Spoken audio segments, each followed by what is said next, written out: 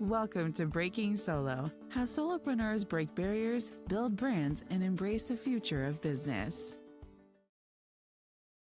Hello, everyone, and welcome to another episode of Breaking Solo. I'm excited for my guest today. Kevin Dunlap has joined us. Kevin, thank you for being with me. It's my pleasure to be here. Thank you for having me, Donna. Absolutely. So tell the audience who you are and what you do. I've done a few things over the years.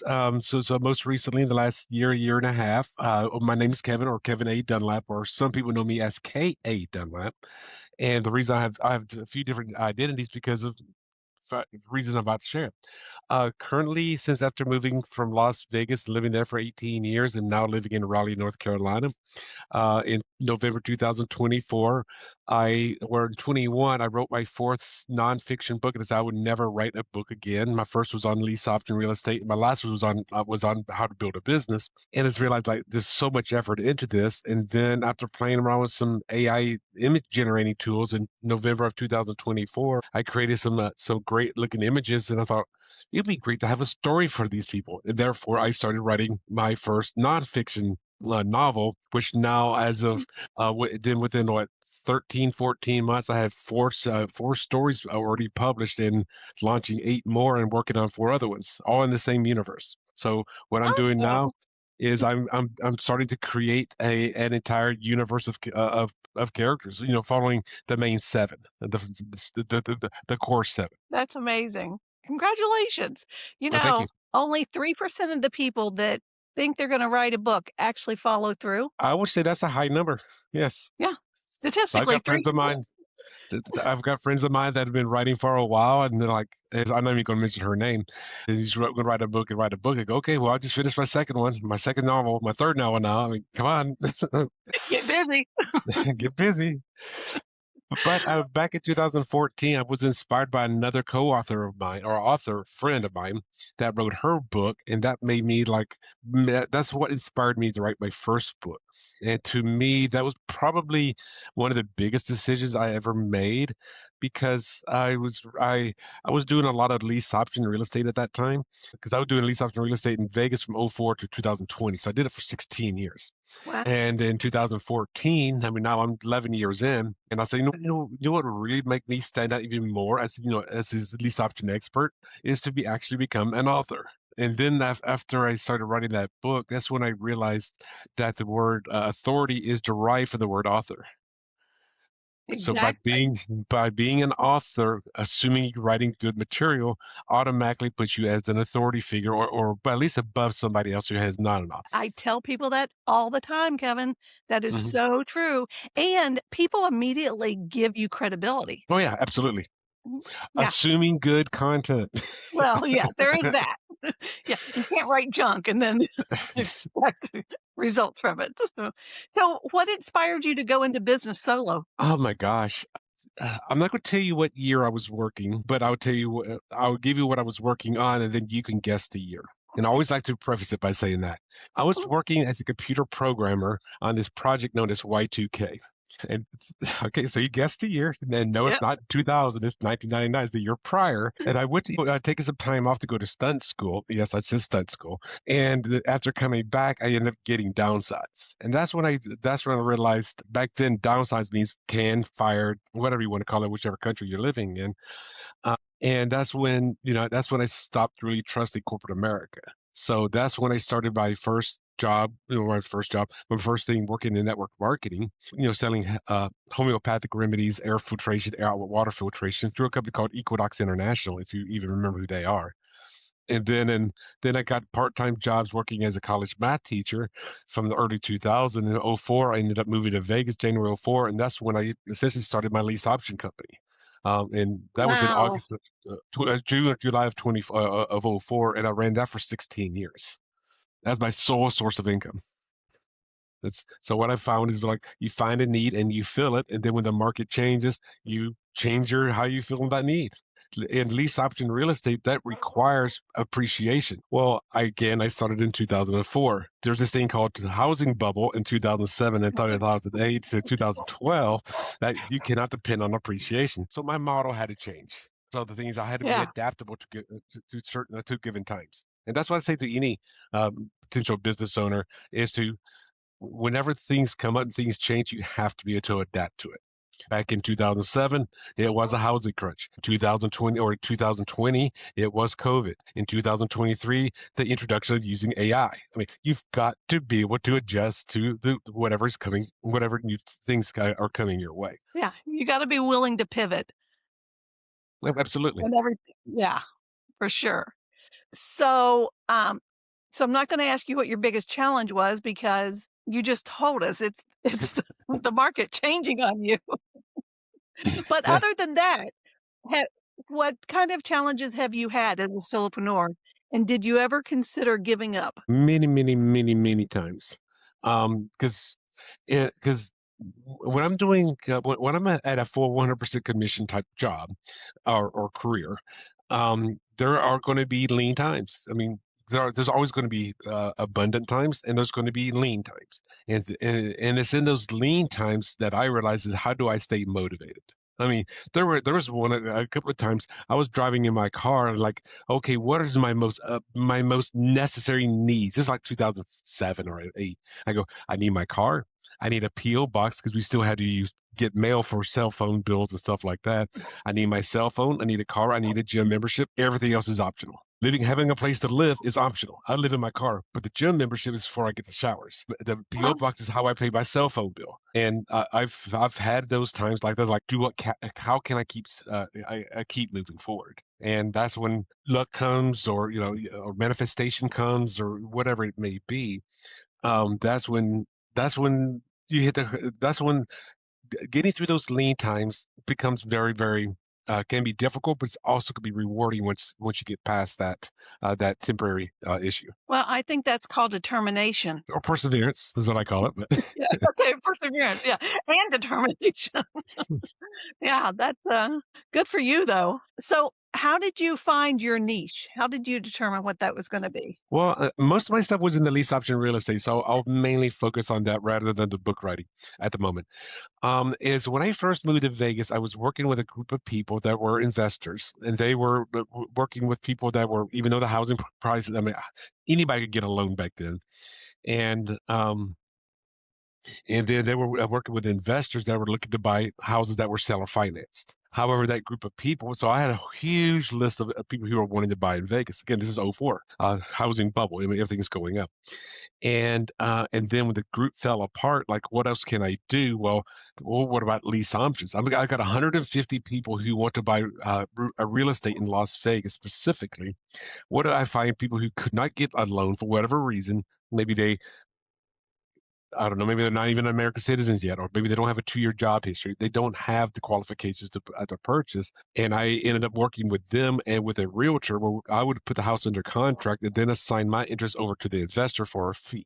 And therefore, I was basically I finder. I was a bird dog basically, and I did that until the housing crowd came, because that depended on 25 to 40% appreciation. But now it's like, okay, instead of dealing with to find the buyer first and then finding the seller, now I got to go find the seller first and then go find the lead buyer. It's a 180-degree pivot on how I was doing my business, and then just keep using new technologies. 2009, I started shooting video of houses.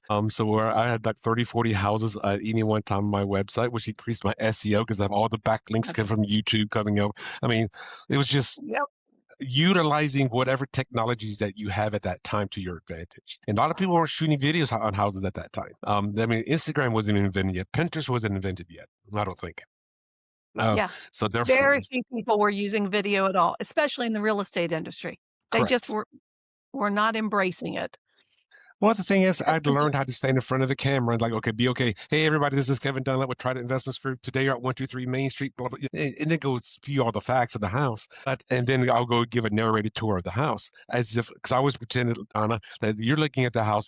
I'm in Vegas. You're in Chicago. So I always assumed you were in another city. That was the assumption that I made. So I have to show this as if that you lived in another city, not that Right. you were likely living next door. I assumed that. What I have found, and this is even true today, that if this is audio only, I'm circling my face with my finger. My face is my brand, and that is And that is so true even today. Because it'd be funny. I'll be showing somebody a house. I've never met them. They're on my mailing list. I have 500 people on my mailing list. They say, hey, let me go look at these 4 houses. I go, okay, let's go look at these 4 houses. I want to do a lease option in this house. Fantastic. I'll break out my portable printer. We got my laptop. As long as we got power at the house, I'm typing up the contract and printing it, because this was before e-signatures at that time. And I would say probably most people gave me a certified check, for their option payment. Let's say it's $10,000 or $15,000, whatever it is. But there's at least one time out of every 20, I've never met them. Maybe they've been on my list for whatever. It's okay. The option payment is $12,000, and they break out $100 bills. I'm just giving you a telephone sheet of phone numbers of utility companies. I'm giving you a handwritten receipt that you get at any Office Depot store, and you're getting nothing else. You got my phone number. You don't have keys because the owner hasn't signed it yet. And I'm walking away like, I've got $12,000 in cash. How much trust did that mean for them to give me cash, not a certified check, which can always be stopped? You can give me cash on this contract. That's what I realized. They probably see my videos 20 times. Yeah. I have Yeah, no idea who they are. exactly. And that built the trust that you needed for them to hand you all that cash. Absolutely. And thank goodness you were honest. Well, and I fired a few of my owners because I thought it's like, I don't think he's going to honor the contract. I don't think she's going to honor the contract. I'm not setting somebody up to fail. Period. Yeah, good for you. So what industry trends do you see now that solopreneurs should be paying attention to? AI, artificial intelligence, 100% capitalize on it. And there's groups, because being an author as well, I use AI to do help me with my prose and cover designs and stuff like that. Because I'm using current technology in my day-to-day self-publishing business. And there's a lot of naysayers out there, and I laugh at them. Like, okay, you're going to be a naysayer, fantastic. 25 years ago, when your brother was or your father was had his bicycle shop, and he thought the internet was this thing that nobody's going to ever buy a bicycle over the internet. Like, Right. no, embrace current technology because it's not going away. You can be a naysayer all that you want. You may like or dislike what I'm saying, but you have to embrace new technology because it's here, and it's only going to get better. And if you don't embrace it, you're going to be left behind. Period. That's for sure. That's for sure. So tell me, what's one tool, app, or resource that you can't live without in your business? Oh, ChatGPT. Period. 100%. I use it 15, 20 times a day. I would spend an entire weekend, 8 to 10 hour weekend, just going through that. But here's the thing that I learned about using AI tools like that is you cannot ask it a question with a long, complex answer. Okay, it will try to give you that long, complex answer, and I had to tell chat, say almost every time I start a new chat, like, please, I want this in baby steps. Give me one step at a time, because you want to say, hey, go to this website like Riverside and create your account, and doing all of this, and it give you a 17-point process. Point 3 is already inaccurate. So Yeah. go in baby steps. Take little steps at a time. Because when you start taking big steps, then it's going to start diverging off the path that you want it to be on. So Yeah, that's so true. Mhm. So true. So, tell me what you're reading right now. I'm reading my own books. That's Good what I for thought you. I had. Because how I write, and I was taught this by my book writing coach back in 2015, is when you're going to write a book, fiction, nonfiction, doesn't really matter. Let's say you on nonfiction, you're going to have your story arc. What is your basic the path that what your characters to go through, or if you're writing fiction, what is your outline?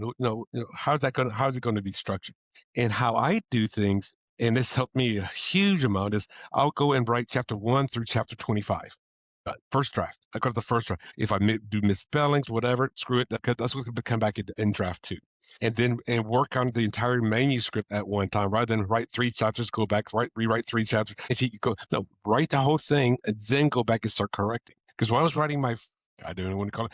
It was my 5th book, but it still hasn't been finished yet. And it was going to be a 10-chapter story. I call it a tale. End of the 10-chapter story, I realized in chapter 4, he was already contradicting chapter 3. Like, well, I'm going to keep going. I've got a mental note to go and fix that.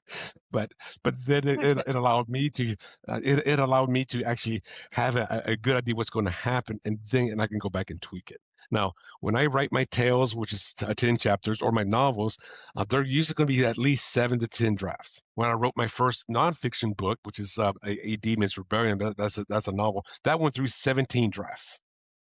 Oh, So I wow. went to say, what am I reading right now? I'm reading my own stuff. Well, that's good if you have to do it 17 times. Well, because even on that That one, I'm is, like, the one thing that I also tell authors. I'm sorry, go ahead. oh, I was going to say, because when I was on like draft 9 or draft 10, Lilith, the main character, which is a demon turned good, the story was supposed to be more about her hero's journey. So I decided, you know what? Chapters number 29 through 48 on rewrite. Complete rewrite, and then it's like when I was getting on chapter like 46, trying to get back to 40, like, okay, how do I craft this so it reaches back up chapter 49 seamlessly? That was difficult. Yeah, I bet. I bet. You do something that I encourage all authors to do, and that is don't edit while you're writing. No. That's right. That's good for you. Okay, what kind of daily habits or routines help you to stay focused and productive? I'm a very visual person. I used to be a college math teacher, so that should explain that to you. Is that because I do have a day job right now as I'm building this media company, is I've got all 8 of my books on my desk. My 4 nonfiction are front facing.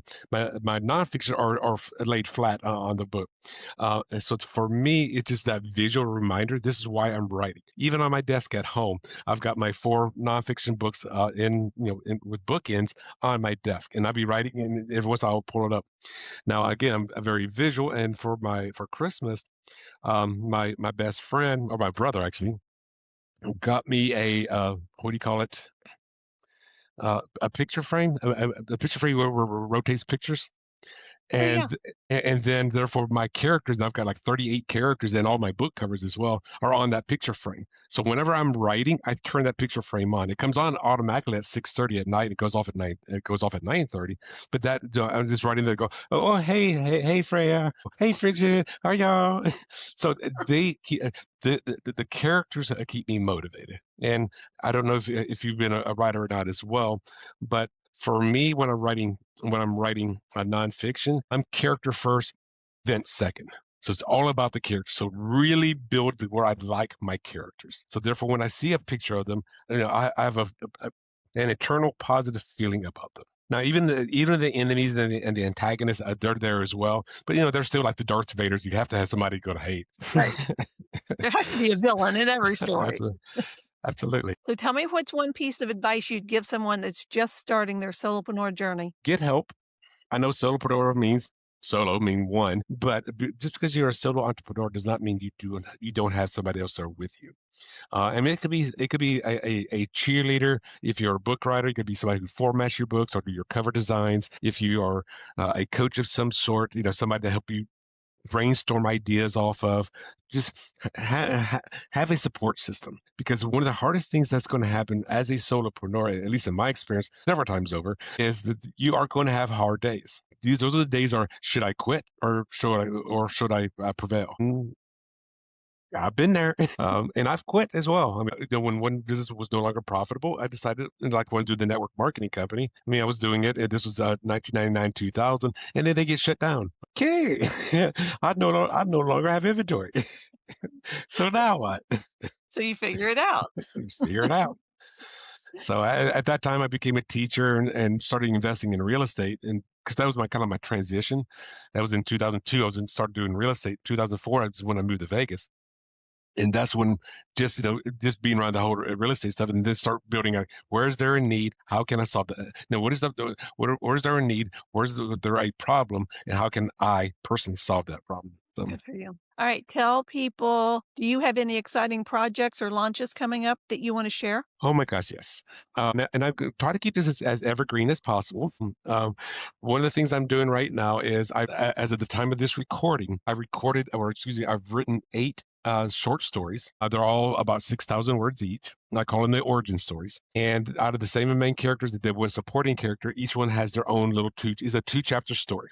Made up of 4 sections each, and each chapter is about 3,000 words. And right now, I'm about to record the audiobook version of them. I've already got the ebook version pretty much ready to go. I've got the printed softcover book ready to go, because they're going to be 5 by 8, about 60 pages. So it's going to be too thin to have a spine on it. So you can't do hardcover. Also, if I didn't already say this, that the audiobook version. So what I'm looking to do, if they were to go to my website and they join my email list, is number one is that they will get one chapter every Thursday for 16 weeks. And Nice. I'm doing that because I don't want to be over like, here's another 6,000 words. Here's another. No, here's one chapter. Here's the second chapter. And the second chapter will be, if you missed the first chapter, here it is again, just in case you lost the email. And then I'm doing that. That's every Thursday. Every Tuesday, I'm sending out right now 26 emails over 26 weeks on becoming an author, putting your characters first, doing that. So I'm giving that away for free. Now, the ebook, the paperback book, and the audiobook will be paid, but if you want to get them for free, you just join the email list. I am not selling any kind of coaching. I'm not doing any of that. And therefore, this is just as a free takeaway. Now, the reason I'm doing that is to build my readership. That's my answer to that. Is like, yes, I'll go read those 8 short stories. You like a Demons Rebellion? Go buy that Demons Rebellion. Or if I'm speaking at an event or doing a book signing or go to a science fiction con, come there and I'll sign. I will sign stuff for you. So right now, to me, it's about building the universe. That's my takeaway from it. But because these are short stories, they're a great little introduction into the universe without having to spend too much time or money trying to get into the universe. So that's my giveaway. Good plan. Good plan.